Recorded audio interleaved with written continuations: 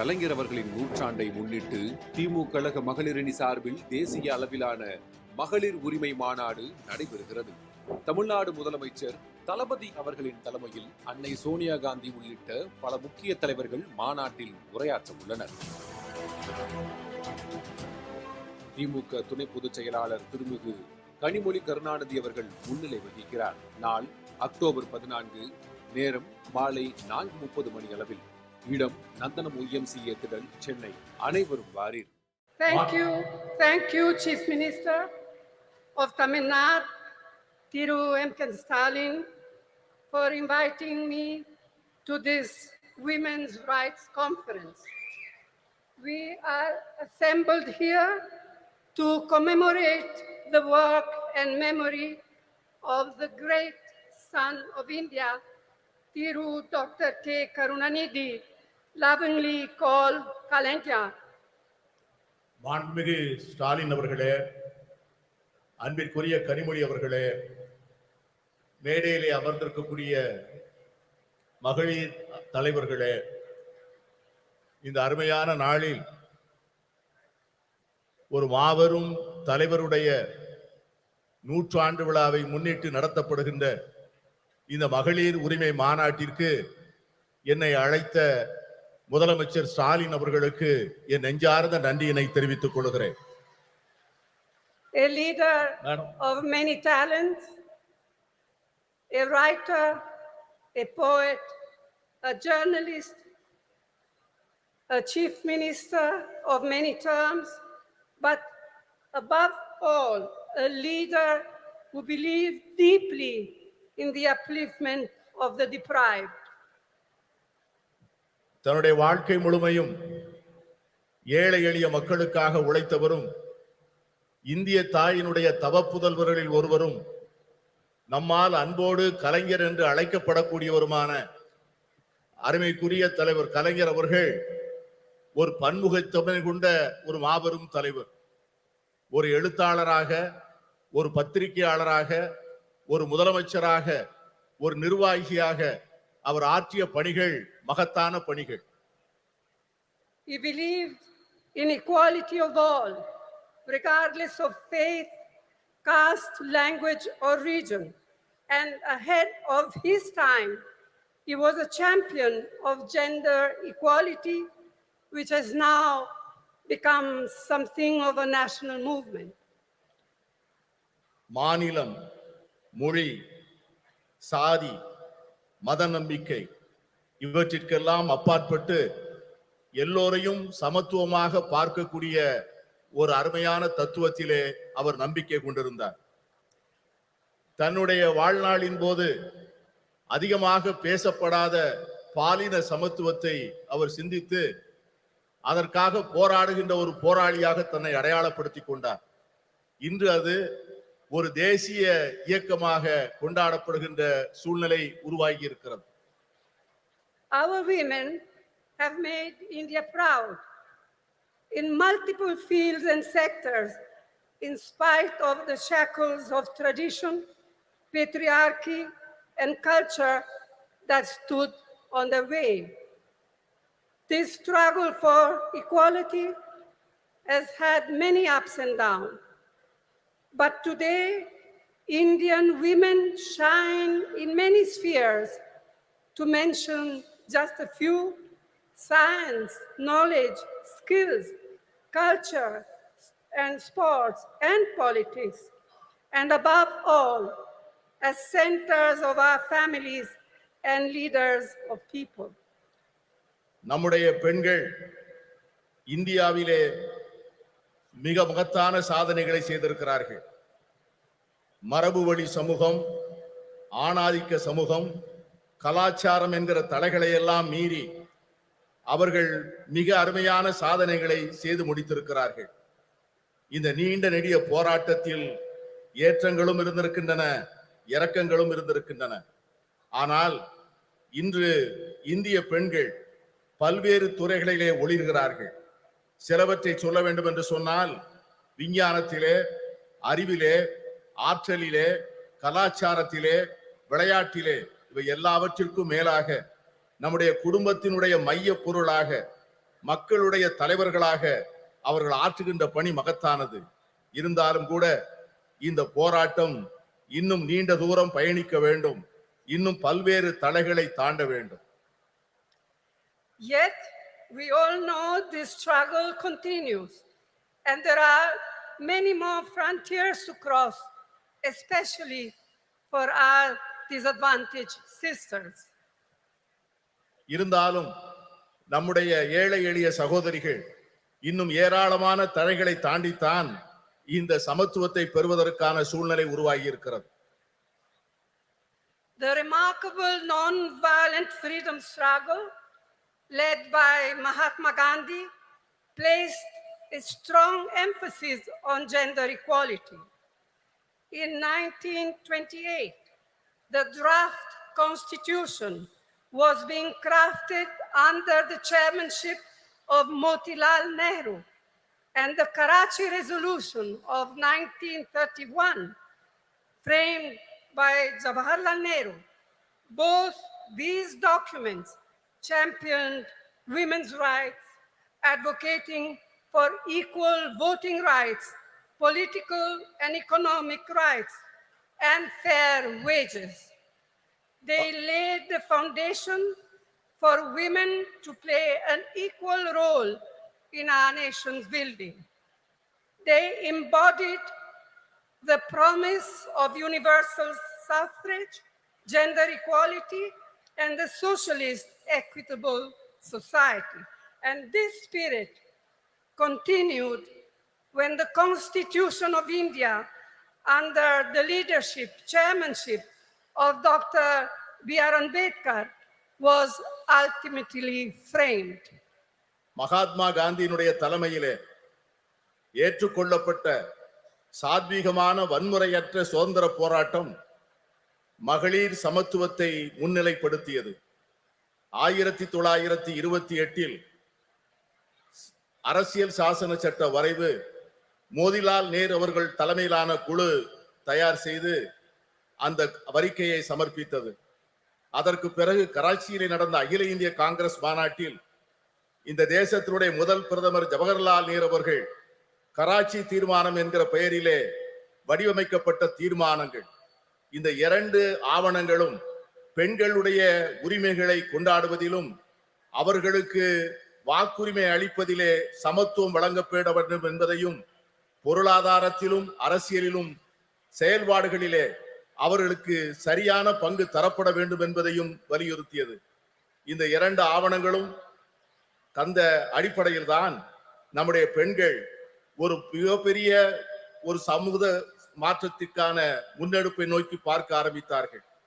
இதைத்தான் எல்லோருக்குமான வாக்குரிமை, பாலின சமத்துவம், சோசலிச அறம் சார்ந்த சமூகம், இவைகளெல்லாம் அந்த இரண்டு ஆவணங்களில் சொல்லப்பட்ட அந்த விஷயங்கள் தான் பாபா சாஹேப் டாக்டர் அம்பேத்கர் அவர்கள் இந்திய அரசியல் சாசன சட்டத்தினை வரையறுக்கின்ற போது இந்த தத்துவங்களை உள்ளாங்கி அதை மேலெடுத்து செல்லக்கூடிய சூழ்நிலை ஏற்பட்டது. Who can forget what our first Prime Minister, Jawaharlal Nehru, once said, I quote, "If you educate a man, you educate one individual. However, if you educate a woman, you educate a whole family. Women empowered means India empowered," unquote. ஒரு பெண்ணை நீ படிக்க வைத்தால், ஒரு ஆணை நீ படிக்க வைத்தால், ஒரு தனி நபரை மட்டும் படிக்க வைக்கிறாய். ஆனால் ஒரு பெண்ணுக்கு கல்வி கற்றுக் கொடுத்தால் ஒரு குடும்பத்திற்கே கல்வி கற்றுத் தரப்படுகிறது. மகளிரை அதிகாரப்படுத்தினால் இந்தியாவை அதிகாரப்படுத்துகிறோம் என்கிற ஜவஹர்லால் நேரு அவர்களுடைய வார்த்தைகளை யார் மறக்க முடியும்? And we cannot ever forget the inspiring role Indira Amma in showing how a woman can lead with strength, ability, and leadership, combined with a deep sensitivity to the abolition of poverty. அன்னை இந்திரா காந்தி அவர்கள் அவர்கள் காண்பித்த தலைமைத்துவம், அவர்கள் காண்பித்த ஆற்றல், அவர்கள் காட்டிய வழிகாட்டுதல் ஒரு பெண் எப்படி தலைமையேற்று செயல்பட முடியும் என்பதற்கான மிகப்பெரிய எடுத்துக்காட்டு. ஏழை எளிய மக்களுக்கான நல்வாழ்வை அளிப்பதற்கும் வறுமையை ஒழிக்க வேண்டும் என்கிற அர்ப்பணிப்போடும் அவர்கள் ஆற்றிய பணியை யாரும் மறக்க முடியாது. Rajiv ji, as we all know, brought in the historic 33% reservation for women in Panchayati Raj and local self-governments. This spurred an entirely new phenomenon of women entering roles of leadership at the grassroots level. Amar Rajiv Gandhi அவர்கள் வரலாற்று புகழ்மிக்க 33 விழுக்காடு இடஒதுக்கீட்டை பெண்களுக்காக பஞ்சாயத்து ராஜ் சட்டத்திலும் உள்ளூர் ஆட்சி அமைப்புகளிலும் கொண்டு வந்தார். அந்த சட்ட திருத்தமானது சமூகத்தினுடைய அடித்தளத்திலே ஒரு மிகப்பெரிய மாற்றத்தை ஏற்படுத்தி பெண்களுக்கு தலைமை பொறுப்புகளை அளித்து ஒரு பெரிய சமூக புரட்சிக்கு வித்திடுகின்ற மிகப்பெரிய திட்டமாக அது அமைந்தது. It was a vital stepping stone towards the reservation on a similar 1/3 of seats in the Lok Sabha, which the Indian National Congress has pioneered in parliament and outside. Rajiv Gandhi அவர்கள் ஏற்படுத்தி கொடுத்த 33 விழுக்காடு இடஒதுக்கீடு தான் இன்று பாராளுமன்றத்திலே மகளிருக்கு 33 விழுக்காடு இடம் ஒதுக்கப்பட வேண்டும் என்கிற சட்டத்தினுடைய முன்னெடுப்பாக அமைந்தது. இந்த சட்டத்தை நிறைவேற்றுவதற்காக இந்திய தேசிய காங்கிரஸ் கட்சி பாராளுமன்றத்திற்குள்ளே பல முயற்சிகளை மேற்கொண்டது. The Women Reservation Bill introduced by the UPA, by UPA 2, was passed by the Rajya Sabha, but a lack of consensus prevented it from being passed in the Lok Sabha. Now, the Women's Reservation Bill has finally been passed due to our relentless persistence, all of us, not just Congress, our relentless persistence and effort. But as we all know, it has still a long way to come. And as Mehbooba ji said, and as many of us, Member of Parliament, said in our intervention in Parliament, when is the bill now going to be implemented? In 1 year, in 2 years, in 3 years? We have no idea. Yes, I can see that some of you men are happy, but we are not. We women are not. And we are going to fight for it till we eventually get there, whether you men like it or not. மகளிர் இடஒதுக்கீட்டுக்கான சட்டம் ஐக்கிய முற்போக்கு கூட்டணி அரசால் 2010 March மாதம் 9ஆம் தேதி மாநிலங்களவையிலே நிறைவேற்றப்பட்டது. ஆனால் மக்களவையிலே ஒரு கருத்தொற்றுமையை உருவாக்க முடியாத காரணத்தினால் அந்த சட்டத்தினை நிறைவேற்ற முடியவில்லை. இப்பொழுது இந்த சட்டம் நிறைவேறியிருக்கிறது என்று சொன்னாலும் கூட இந்த சட்டத்திற்காக நாம் எடுத்துக்கொண்ட முயற்சிகளும் நாம் கொடுத்த அழுத்தங்களும் அதிகம். இங்கே பேசிய பல்வேறு உறுப்பினர்கள் பேசியது போல இந்த சட்டம் என்றைக்கு நடைமுறைக்கு வரும், என்று அமுல்படுத்தப்படும் என்கிற ஒரு தெளிவே இல்லாத ஒரு சூழ்நிலையிலே இந்த ஆண்டா அடுத்த ஆண்டா இன்னும் சில ஆண்டுகள் கழித்தா என்கிற ஒரு நிரந்தரமற்ற தன்மையிலே இந்த சட்டம் உருவாக்கி இருப்பது நாளை வருகின்ற இந்தியா கூட்டணி வந்துதான் இந்த சட்டத்தை நிறைவேற்றி தர வேண்டிய சூழ்நிலையை உருவாக்கும் என்கிற எண்ணத்தை தருகிறது. I'm glad to be able to say here today that the government of Tamil Nadu under Thiru Annadurai and then Thiru Karunanidhi laid the foundations of incredible changes in status and opportunity for women. Today, Tamil Nadu stands as a beacon of women's equality and women's development. அறிஞர் அண்ணா அவர்களுடைய தலைமையிலே அமைந்த அரசும் அதனை தொடர்ந்து கலைஞர் கருணாநிதி அவர்கள் தலைமையிலே தொடர்ந்த அரசும் எடுத்து கொடுத்த முன்னெடுப்புகளும் செயல்படுத்திய திட்டங்களும் பெண்களுடைய வாழ்க்கையிலே பல புரட்சிகரமான மாற்றங்களையும் முன்னேற்றங்களையும் தந்திருக்கிறது. அதன் அடிப்படையில் தான் இன்று தமிழ்நாடு இந்தியாவே புகழ்ந்து கொண்டாடக்கூடிய மகளிர் உரிமைகளிலும் மகளிருடைய சமத்துவத்தையும் கொண்டாடக்கூடிய ஒரு ஒளி விளக்காக திகழ்கிறது என்று சொன்னால் அது மிகையாக. In his historic 5 terms as Chief Minister of Tamil Nadu, Thiru Karunanidhi brought the provision of reservation for women in the police way back in 1973. வரலாற்று புகழ்மிக்க 5 முறை முதலமைச்சராக இருந்த கலைஞர் அவர்களுடைய ஆட்சி காலத்தில்தான் பெண்களுடைய காவல்துறையிலே பெண்களுடைய பங்கை அவர்கள் உறுதி செய்தார்கள். இன்று தமிழகத்திலே இருக்கின்ற காவல்துறையிலே 1/4 பெண்களாக இருப்பது எவ்வளவு பெருமைப்படக்கூடிய ஒரு செயல். Today, 1/4 of its police force, of Tamil Nadu police force, are women. இன்று இருக்கின்ற காவல்துறையினரில் 1/4 சார்ந்தவர்கள் பெண்கள் என்கிற சூழ்நிலை இருக்கிறது.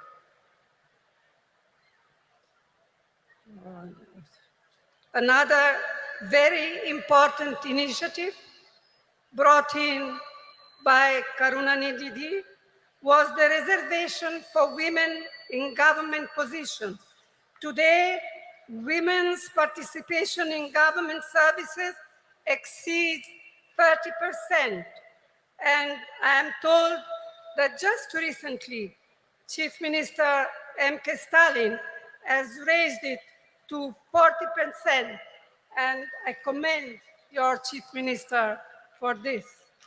கலைஞர் கருணாநிதி அவர்கள் செய்த முக்கியமான மற்றொரு சீர்திருத்தம் என்னவென்று சொன்னால், அரசு பணிகளிலே பெண்களுக்கான இடஒதுக்கீட்டை செய்தது.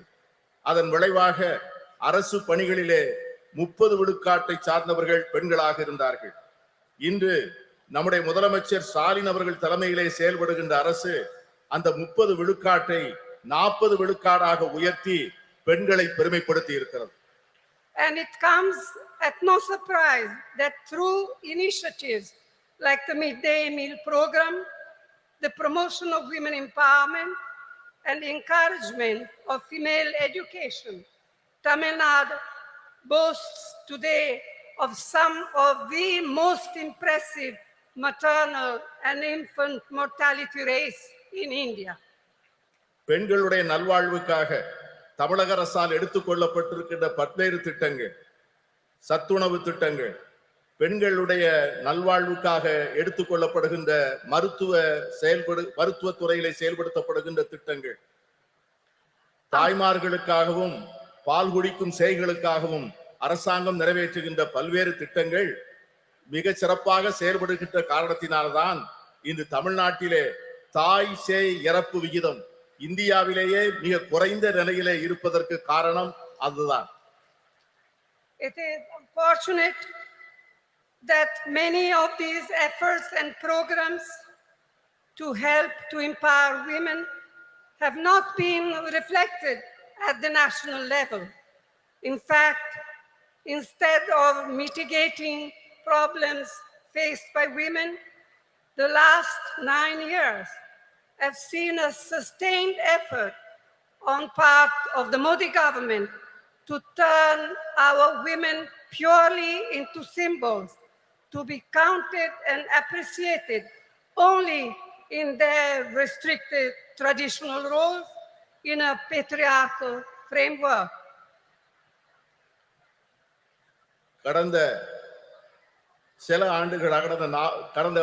ஆண்டுகளாக மோடி அரசினுடைய நடவடிக்கைகள், இந்த நாம் ஏற்றுக்கொண்டிருக்கின்ற திட்டங்கள், நாம் பெற்றுத்தந்த உரிமைகள், கடந்த 70 ஆண்டுகளிலே நாம் செய்த நல்ல முயற்சிகளை எல்லாம் சீரழிக்கின்ற வகையிலே செயல்படுவது நமக்கு ஏற்பட்டிருக்கிற மிகப்பெரிய துரதிர்ஷ்டம்.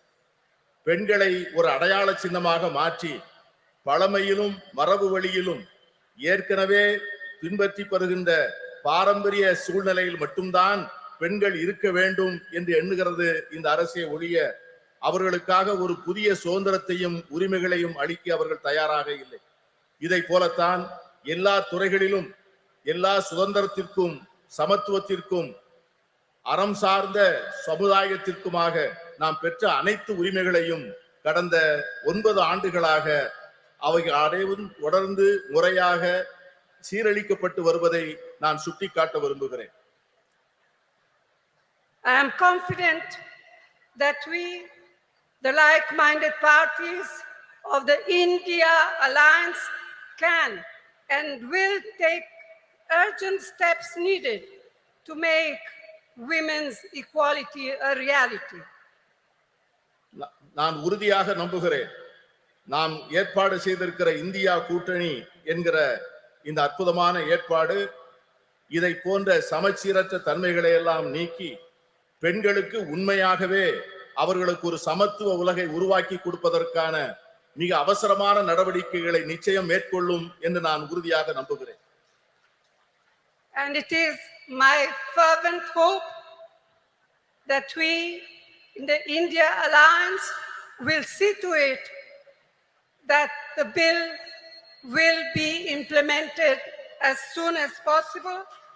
We will all work together to see to it that it happens. நான் உறுதியாக சொல்லுகிறேன், இந்தியா கூட்டணி என்பது நிச்சயமாக இந்த மகளிர் இடஒதுக்கீட்டுக்கான சட்டத்தை நிறைவேற்றிய தீரும். அதை நிறைவேற்றி ஒரு நல்ல சூழ்நிலையை நாம் ஏற்படுத்திய தீர்வோம். இங்கே குழுமி இருக்கின்ற நாம் அதற்கான உறுதியை எடுத்து அதை நோக்கி செயல்பட வேண்டும் என்று நான் கேட்டுக்கொள்கிறேன். This is our goal. This will be the India Alliance goal, and this is what we women must fight for. If we fight for all together, we shall be victorious. இதை இந்தியா கூட்டணியை சார்ந்த கட்சிகள் நிச்சயமாக செய்யும். நாம் அனைவரும் சேர்ந்து போராடுவோம். நாம் அனைவரும் சேர்ந்து நிச்சயமாக இதனை சாதிப்போம். We shall be victorious. Vetri namade nandri. நன்றியோடு உழைப்போம். வெற்றி நமது.